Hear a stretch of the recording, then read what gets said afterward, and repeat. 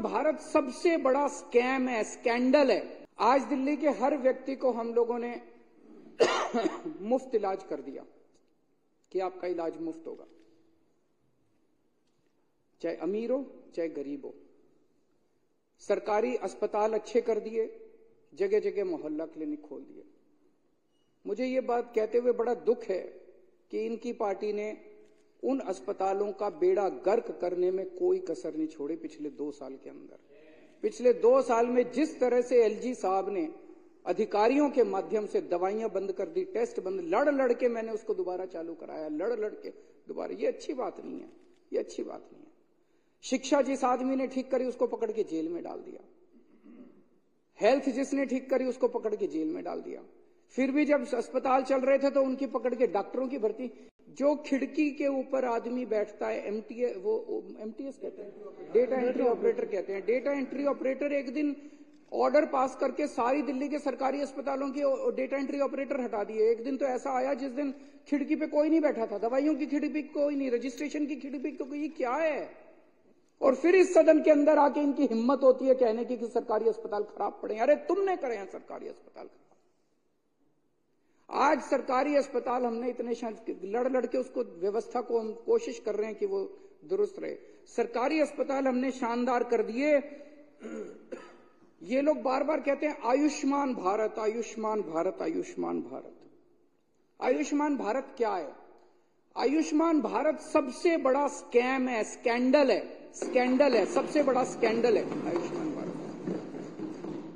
आयुष्मान भारत क्या कहता है? आयुष्मान भारत में ये कहते हैं भाई तेरे को एक कार्ड देंगे, इंश्योरेंस कार्ड। वो कार्ड लेके आप किसी भी अस्पताल में चले जाओ, आपके परिवार का एक इंडिविजुअल परिवार का साल में 5 लाख रुपए का इलाज मुफ्त होगा। इलाज भी कब? जब उसका हॉस्पिटलाइजेशन होगा।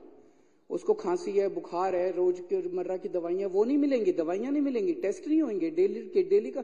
अगर बाई चांस कोई बड़ी बीमारी हुई और तेरे को अस्पताल के अंदर एडमिट होना पड़ा तो तेरे परिवार का साल का 5 लाख रुपए का खर्चा मुफ्त है। इंश्योरेंस। अब वो इंश्योरेंस लेके क्या करे? उत्तराखंड में चले जाओ आप, कहीं अस्पताल नहीं, 50-50 कोस दूर लोग अपनी खटिया के ऊपर वो डंडी सिस्टम क्या कहते हैं उसको, वो लेके जाते हैं। वो वहां पे एक लोकल टर्म है। वो अस्पताल तो बनाएंगे नहीं, कार्ड दे दिया। कार्ड लेके लोग क्या करें? कार्ड लेके कहां जाएं इलाज कराने के लिए? अस्पताल तो बनाओ पहले। अस्पताल नहीं बनाओगे, कुछ नहीं बनाओगे तो बेसिकली ये पूरा का पूरा सिस्टम भी प्राइवेटाइजेशन के दौर की तरफ है।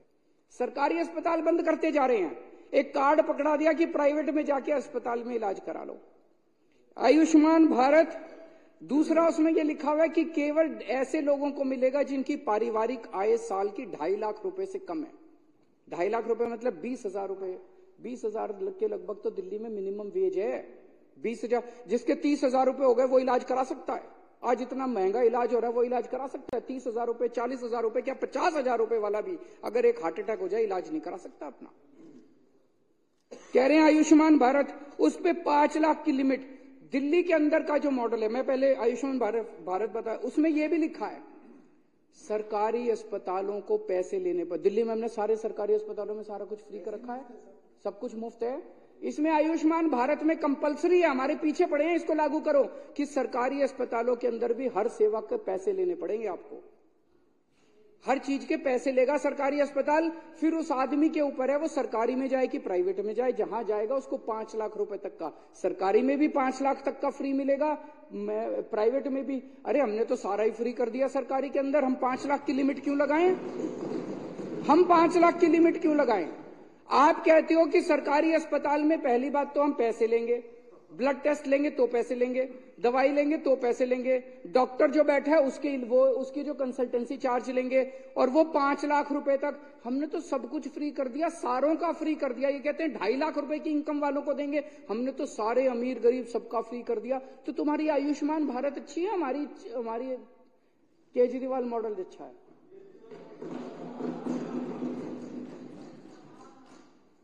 अच्छा एक चीज बताओ, अगर इनकी आयुष्मान भारत अच्छी है, जीटीबी अस्पताल में अभी चले जाओ, बॉर्डर पे है दिल्ली और गाजियाबाद के बॉर्डर, जीटीबी अस्पताल में 80% पेशेंट यूपी के आ रहे हैं। यूपी के अंदर तो आयुष्मान भारत लागू है पिछले 4 साल से, फिर यूपी वाले इधर क्यों आ रहे हैं इलाज कराने के लिए? यूपी के अंदर आयुष्मान भारत क्यों नहीं चल रहा? इधर गुड़गांव की तरफ चले जाओ, उधर चले जाओ, उधर फरीदाबाद की तरफ से सारे हरियाणा वाले इधर आ रहे हैं दिल्ली इलाज कराने के लिए, और वो प्राइवेट में नहीं आ रहे, सरकारी में आ रहे हैं, क्योंकि सरकारी में 5 लाख की लिमिट नहीं है, जितना मर्जी इलाज करा लो। अरे पूरे देश का बोझ उठा रखा आज दिल्ली वालों ने, दिल्ली के लोगों ने। ये बेचारे नजफगढ़ के अंदर सारे हरियाणा के लोग नजफगढ़ के अंदर हरियाणा वाले, अरे आयुष्मान भारत लागू है, वो इधर क्यों आ रहे हैं फिर इलाज कराने के लिए? और इतना भ्रष्टाचार है अध्यक्ष महोदय, इतना भ्रष्टाचार है। ये सीएजी की रिपोर्ट है।